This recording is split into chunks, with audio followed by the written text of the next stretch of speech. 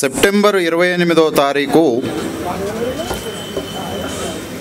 కొల్లూరి కుటుంబంతో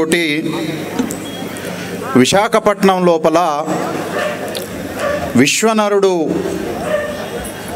జాషువా జయంతి సభకి వెళ్ళాం. 29వ తారీఖు విశాఖపట్నంలో ఏదైనా చూడాలి అనే ఒక ఆలోచన చేశాం. అయితే దీంట్లో 1971లో మన పైన ఉన్న దేశంతో భారతదేశానికి సంబంధించినటువంటి ఒక సబ్మెరైన్ యుద్ధం చేసి శత్రుదేశపు యొక్క నౌకని సముద్ర గర్భంలోనే వేల ముక్కలుగా మార్చేసింది. అయితే ఇప్పుడు ఇక్కడ కూర్చున్న వాళ్ళల్లో కానీ 1971లో కానీ 71 నుంచి ఈ రోజు వరకు కానీ 55 సంవత్సరాల తర్వాత కూడా ఈ దేశం లోపల ఇట్లాంటి ఒక నౌక ఈ దేశ ప్రజల్ని రక్షించడం కొరకు యుద్ధం చేసింది అని అంటే ఎవరికి ఒక్కరికి కూడా ఆ విషయం తెలియదు. ఎందుకు అనంటే నా ఉద్దేశం లోపల ఆ నౌక శత్రు నౌకని ధ్వంసం చేసి ఉండొచ్చు కానీ ఈ దేశ ప్రజల్ని రక్షించి ఉండకపోవచ్చు. అందుకనే ఆ యుద్ధ నౌక గురించి మనకు తెలియదు. కానీ ఆ రోజు నేను ఈ కొల్లూరు కుటుంబంతో పోయాను. మా కోఆర్డినేటరు కొల్లూరు కుటుంబము ఆ యుద్ధ నౌకను చూస్తాము అని చెప్పి లోపలికి వెళ్ళారు. నేను మాత్రం లోపలికి రాను. అక్టోబర్ 5వ తారీఖున ఒక యుద్ధ నౌక అచ్చంపేటలో బయలుదేరుతుంది, నేను అక్కడ చూస్తాను యుద్ధ నౌకని అని. అంటే ఒక మనిషి శత్రు దేశాలని ధ్వంసం చేయగలిగేటటువంటి నౌకలాగా ఎట్లా మారగలుగుతాడు? ఈ నౌక 140 కోట్ల మంది ప్రజల యొక్క జీవితాల్ని రక్షించడం కొరకు యుద్ధం ఎట్లా చేసింది అనేటటువంటి విషయం అర్థం చేసుకోవాలి. అందుకనే యుద్ధ నౌకలు సముద్రంలో తిరగవు, యుద్ధ నౌకలు ప్రజా సముద్రం లోపల తిరుగుతాయి.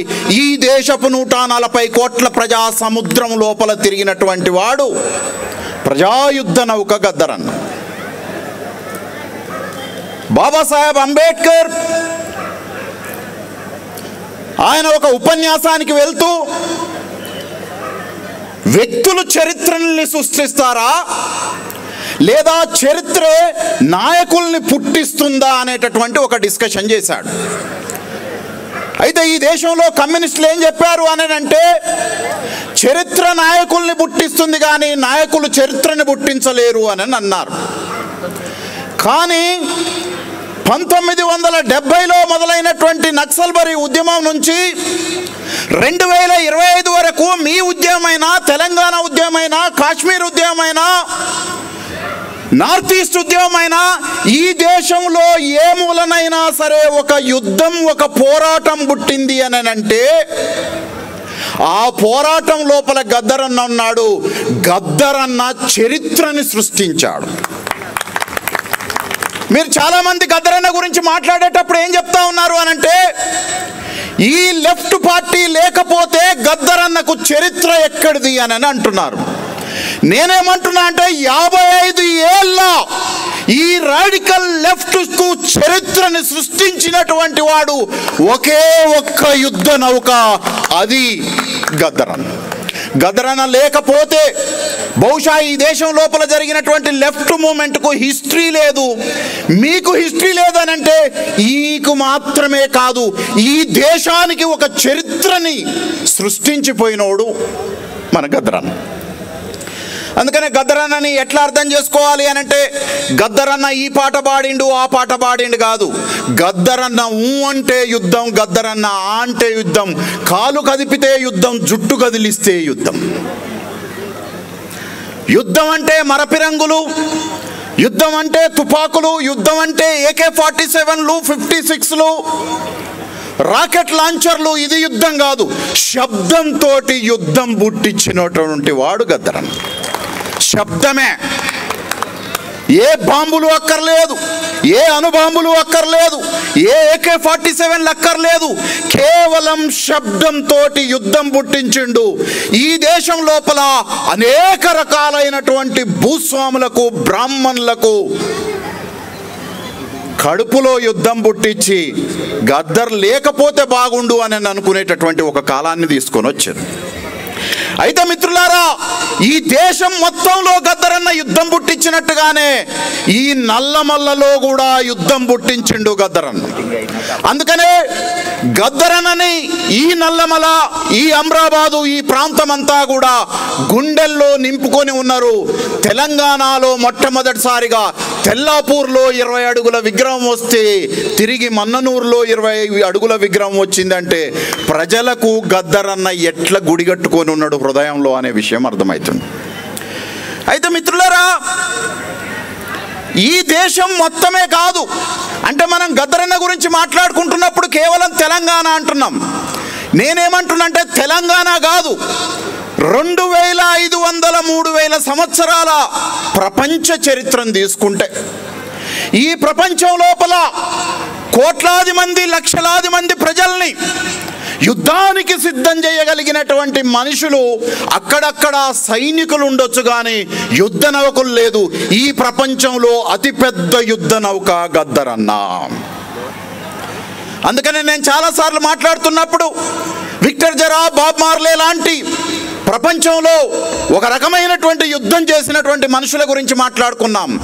కానీ నా హృదయం లోపల, నా హృదయం మాత్రమే కాదు, ఈ ప్రపంచ ప్రజల యొక్క హృదయం లోపల గద్దరన్నలాగా లక్షలాది మంది మనసుల్లో యుద్ధం పుట్టించినటువంటి మనిషి ఈ భూమి మీద ఇప్పటి వరకు పుట్టలేదు. కేవలం గద్దరన్న మాత్రమే పుట్టిండు.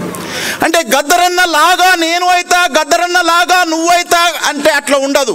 బాబాసాహెబ్ ఒక్కడే, కంచైలయ్య ఒక్కడే, గద్దర్ ఒక్కడే, బుద్ధుడు ఒక్కడే, మహాత్మా జ్యోతిరావు పూలే ఒక్కడే. ఈ ప్రకృతి తనని తాను సర్దుబాటు చేసుకోవడం కొరకు ఈ భూమిపైన జీవుల్ని పుట్టిస్తుంది. ఆ జీవుల్లో మేలివంతమైనటువంటి జీవులు తరానికొక్కడు పుట్టుకొని వస్తాడు. అట్లా ఈ 2000 సంవత్సరాల మానవ చరిత్రలో పుట్టినటువంటి ఒక సాంస్కృతిక యుద్ధ నౌక మన గద్దరం. అయితే ఇక్కడ మిత్రులారా, యుద్ధం గురించి అందరికీ తెలిసి ఉండొచ్చు, కానీ యుద్ధం ఎట్లా చెయ్యాలి అనేటటువంటి దానికి సంబంధించిన శిక్షణ తెలియదు. గద్దరన్నకు ఆ శిక్షణ తెలుసు. ఎవరిచ్చారు ఆ శిక్షణ? వ్యక్తులు ఇచ్చేటటువంటి శిక్షణ అవునో కాదో ఆ విషయాన్ని అటు పక్కకు పెడితే, మిత్రులారా, యుద్ధం చేయడానికి సంబంధించినటువంటి పోలీసు వాళ్ళకి ట్రైనింగ్ ఉంటుంది, డాక్టర్లకు ట్రైనింగ్ ఉంటుంది, లాయర్లకు ట్రైనింగ్ ఉంటుంది, సైనికుడికి కూడా శిక్షణ ఉంటుంది, కఠోరమైనటువంటి కఠినమైనటువంటి శిక్షణ ఉంటుంది. అట్లాంటి శిక్షణని ఒక 30-40 సంవత్సరాల వేదనాభరితమైనటువంటి యుద్ధం నుంచి అసలైన యుద్ధం ఎట్లా చెయ్యాలి అని తెలుసుకున్న నాడే గద్దరన్నకు ఒక ప్రిఫిక్స్ వచ్చింది. గద్దరన్న ప్రజాయుద్ధ నౌక అన్నాడు. ప్రజాయుద్ధ నౌక అనేటటువంటి ప్రిఫిక్స్ని గద్దరన్నకు ఎప్పుడు వాడారు అని అంటే, తను ఏదైతే ఈ దేశంలో విప్లవం తీసుకొని వస్తుంది అని నమ్మి 40 ఏళ్ళు 30 ఏళ్ళు తన జీవితం సర్వస్వాన్ని త్యాగం చేశాడు. అక్కడ ఆవేదనకు, అవమానానికి, అన్నింటికీ గురి అయిన తరువాత బాబాసాహెబ్ అంబేద్కర్ యుద్ధం ఎట్లా చెయ్యాలో శిక్షణ ఇస్తాడు. ఆ శిక్షణనిచ్చేటటువంటి గ్రంథం భారత రాజ్యాంగం అని తెలుసుకున్నాడు. So the Indian constitution is not just a book. ఈ బుక్ 140 కోట్ల మంది ప్రజలు తమ ఎట్లా యుద్ధం చేయాలనో చెప్తుంది. ఈ దేశం లోపల, కమ్యూనిస్టుల లోపల మొట్టమొదటిసారి రాజ్యాంగంతో యుద్ధం ఎట్లా చెయ్యాలో అని తెలుసుకున్నటువంటి మనిషి గద్దరన్న. ఆ తర్వాతనే గద్దరన్నకు ప్రజాయుద్ధ నౌక అనేటటువంటి పేరు వచ్చింది. ఎందుకు గద్దరన్న ప్రజాయుద్ధ నౌక అయిందనంటే, ఈ దేశమంతా 33 కోట్ల మంది ప్రజలంతా ఒకవైపు నిలబడితే వజ్రాలు, వైడూర్యాలు, బంగారము, వెండి, కోటాను కోట్ల సంపద అంతా ఒకవైపు నిలబడితే మన తండ్రి బాబాసాహెబ్ అంబేద్కర్ ఒక్కడే ఒకవైపు నిలబడి ఈ దేశం తలరాతని మొత్తం మార్చినటువంటి వాడు. ఒక్క మనిషి 33 కోట్ల మంది ప్రజలు, సూర్యుడు అస్తమించని ఈ ప్రపంచాన్ని ఏలినటువంటి బ్రిటిష్ వాడితోటి కూడా యుద్ధం ఎట్ట చెయ్యాలో నేర్పినటువంటి వాడు నా తండ్రి బాబాసాహెబ్ అంబేద్కర్. ఆ శిక్షణని, ఆ రాజ్యాంగం ద్వారా వచ్చినటువంటి శిక్షణని అర్థం చేసుకున్నాడు కాబట్టే ఆయన రాజ్యాంగం పైన పాట రాసి రాజ్యాంగాన్ని ఆయన ఏమంటుండు అని అంటే, భారత రాజ్యాంగం యుద్ధం ఎట్లా చేయాలో చెప్తుంది. భారత రాజ్యాంగాన్ని ఆయన గురించి ఒక్క మాటలో ఏం చెప్పిండు అనంటే, రాజ్యాంగం 7 తరాల జ్ఞాన యుద్ధాల గ్రంథము అని అన్నాడు. ఆ యుద్ధం గురించి నేను చెప్పడం కాదు, గద్దర్ అన్నే భారత రాజ్యాంగం గురించి మాట్లాడుతున్నప్పుడు ఈ దేశంలో బానిసలు బతుకుతున్నారు, బానిసలు విముక్తి పొందాలి అని అంటే భారత రాజ్యాంగం గురించి తెలుసుకోవాలి. భారత రాజ్యాంగం 7 తరాల జ్ఞాన యుద్ధాల గ్రంథం అన్నాడు. మరి మనకి రైటిస్టులు, లెఫ్టిస్టులు రాజ్యాంగం గురించి ఏం చెప్పారు? ఇది బూర్జువా రాజ్యాంగం అని అన్నారు. ఈ బూర్జువా రాజ్యాంగాన్ని గద్దర్ అన్న జ్ఞాన యుద్ధాల గ్రంథము అని అన్నాడు. That is what the revolutionary, that revolutionary tempo ఆయన గత 20-25 సంవత్సరాల క్రితం తీసుకొని వచ్చాడు. అయితే మిత్రులారా, ఈ మధ్యకాలంలో ఒక సినిమా నటుడు, పరిపక్వత చెందని రాజకీయ నాయకుడు గద్దర్ అన్న మూలంగానే నేను సనాతన ధర్మం గురించి తెలుసుకున్నాను అని మాట్లాడుతూ ఉన్నాడు. అరే తమ్మి, నీకు గద్దర్ అన్న వ్యక్తిగతంగా పరిచయం ఉండొచ్చు, నువ్వేదో పొడుస్తావు, పీకుతావు అని అంటే జనము కోసం ఒక సేన పెడతావేమో అని అనుకున్నాడు. కానీ నువ్వు మతం కోసం సేనని పెట్టేటటువంటి పనిలో ఉన్నావు. ఇయ్యాలి నువ్వు మతం కోసం సేనని పెడతా ఉన్నావు. ఒకవేళ గద్దర్ అన్న ఈ రోజు బతికి ఉంటే, హింసని నమ్మకుంటూ ఉండినటువంటి గద్దర్ అన్న కూడా ఈ ప్రపంచంలో ఏ జైవికి వియ్యనటువంటి ఒక అత్యంత భయానకమైనటువంటి శిక్షకు నువ్వు అర్హుడి. నువ్వు గద్దర్ అన్న సనాతనవాదాన్ని మాట్లాడతావా? గద్దర్ అన్న యుద్ధం చేసిండు, గద్దర్ అన్న విప్లవం తీసుకొచ్చిండు, గద్దర్ అన్న మైనార్టీల కోసం ఉన్నాడు. గద్దర్ అన్న తన గురించి తాను రాసుకున్నటువంటి పాట లోపలేమన్నాడంటే, ఈ భూమి మీద ఎక్కడైనా సరే చేతులెత్తి శరణు కోరితే చేరదీసు వారెవ్వరు అని అన్నారు. కళ్ళు దొబ్బినాయా నీకు పవన్ కళ్యాణ్? ఈ దేశం లోపల 12% జనాభా చేతులెత్తి కళ్ళల్లో భయంతో శరణు కోరుకుంటున్నారు. బుద్ధిస్టులు శరణు కోరుకుంటుర్రు, క్రైస్తవులు శరణు కోరుకుంటుర్రు, ముస్లింలు శరణు కోరుకుంటుర్రు, 20% ఉన్న దళితులు శరణు కోరుకుంటుర్రు, 6% ఉన్నటువంటి ఆదివాసీలు చేతులెత్తి శరణు కోరితే నీ పాదాలు వాళ్ళ దగ్గరికి కదలేదు. కానీ తిరుపతి వెంకటేశ్వర స్వామి పాదాల కాడికి నువ్వు పోయి గద్దర్ అన్న పేరు వాడుకుంటే దళితులు విమర్శించరు అని లఫూటేషాలేస్తావా? నువ్వు జనం కోసం సేన పెడతావు అనుకున్నావు, మతం కోసం సేన పెడతావు అని చెప్పి గద్దర్ అన్న అనుకోలేదు. అందుకనే మిత్రులారా, ఇక్కడ మనం ఒక ప్రధానంగా అర్థం చేసుకోవాల్సినటువంటిది ఏంటిది అని అంటే, చివరి నిమిషం మాత్రమే కాదు, గత 20-25 సంవత్సరాలుగా గద్దర్ అన్న హృదయం లోపల ఒక పరివర్తన యుద్ధం జరిగింది. గద్దర్ అన్న దృష్టి లోపల ఈ భూమి మీద అతిపెద్ద మహావిప్లవం సృష్టించినటువంటి గ్రంథం. అందుకని ఆయన సోషియాలజిస్టు, కాన్స్టిట్యూషనల్ ఎక్స్పర్ట్ ఒక ఆయన ఉంటాడు. ఆయన ఏమంటాడు అనంటే, 3000 సంవత్సరాల భారతదేశ చరిత్ర లోపల Indian constitution the first social revolutionary document అని అన్నాడు. కమ్యూనిస్టులు బూర్జువా రాజ్యాంగం అన్నారు, ఇంకొకడెవడో లిబరల్ రాజ్యాంగం అన్నాడు. కానీ విదేశుడికి నా తండ్రి బాబాసాహెబ్ అంబేద్కర్ రాసినటువంటి రాజ్యాంగము ఒక విప్లవాత్మకమైనటువంటి పత్రం. అందుకనే మిత్రులారా, ఇక్కడ ఏదో ఒక దీపారాధన పెట్టి గాయత్రి మంత్రం చదవలే. మనకు బాబాసాహెబ్ అంబేద్కర్ ఇచ్చినటువంటి రక్షణ పత్రం నుంచి ఈ దేశాన్ని నేను సృష్టించుకున్నాను, ఈ దేశాన్ని మేము సృష్టించుకున్నాం, ఈ దేశాన్ని మేమే కాపాడుకుంటాము అని భారత రాజ్యాంగంలో మనం రాసినటువంటి దానిపైన ప్రమాణం చేస్తున్నాం. మేము ఈ మధ్య కాలంలో ఒక నిర్ణయం తీసుకున్నాం. భారత రాజ్యాంగ ప్రవేశిక పీఠిక ఏదైతే ఉందో దాన్ని మ్యాసివ్గా ప్రమాణం చేయాలి. హృదయాల పైన చేతులుంచుకొని ఈ భారత రాజ్యాంగాన్ని మేము కాపాడుతాము అని అనాలి. ఎందుకు అని అంటే గద్దరన్న రాజ్యాంగాన్ని చేతిలో పెట్టుకొని ఇది ఈ దేశంలో 140 కోట్ల మంది ప్రజల్ని పెట్టుబడిదారుల నుంచి, భూస్వాముల నుంచి, బ్రాహ్మణిజం నుంచి, రాజకీయ నాయకుల నుంచి, సర్వ పీడనల నుంచి విముక్తి కల్పించేటటువంటి గ్రంథమే భారత రాజ్యాంగం అన్నాడు. నాకు తెలిసి, నాకు ఊహ ఉన్న దగ్గర నుంచి ఈ తెలంగాణలో రాజ్యాంగాన్ని తిట్టిపోసినటువంటి చరిత్రే ఉంది. కానీ వేల మంది ప్రజలతోటి రాజ్యాంగాన్ని హృదయాలకు అద్దుకునేటటువంటి చరిత్ర నేను ఇవాళ ఈ ఊర్లో చూస్తా ఉన్నాను. So this become as a tradition, this become as a history. ఈ 2000-3000 మంది ప్రజలతోటి కాదు, 20 లక్షల మంది ప్రజలతోటి ఈ తెలంగాణ లోపల భారత రాజ్యాంగాన్ని మేము కాపాడుతాం. గద్దరన్న జ్ఞాన యుద్ధం ఎట్ట చెయ్యాలో మాకు నేర్పిండు అని. ఇప్పుడు ఇక్కడ ఇంకొక యుద్ధకారుడు ఉన్నాడు.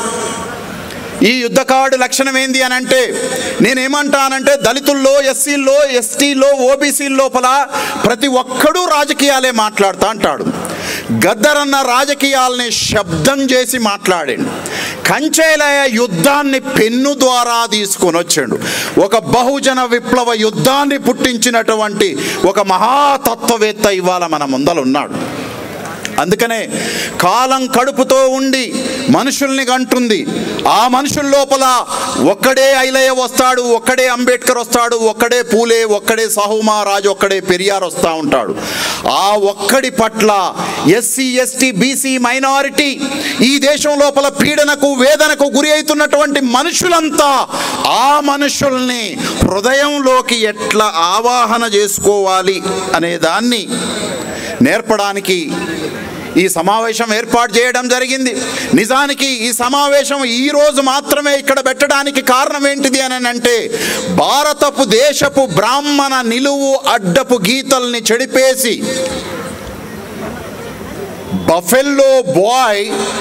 బఫెల్లో నేషనలిజం అనేటటువంటి పుస్తకం రాశాడు. బర్రె జాతీయవాదం. బర్రె అంటే ఈ దేశమంతా ఎట్నో చూడొచ్చు, ఆవంటే పవిత్రమని చెప్పి చేతులెత్తి మొక్కొచ్చు. కానీ కంచె ఐలయ్య ఆవులు కాదు, ఎద్దులు కాదు, బర్రెలు ఈ దేశాన్ని పోషిస్తూ ఉన్నాయి, బర్రె జాతీయవాదం కావాలన్నాడు. నా దృష్టిలో కంచె ఐలయ్య బఫెల్లో బాయ్.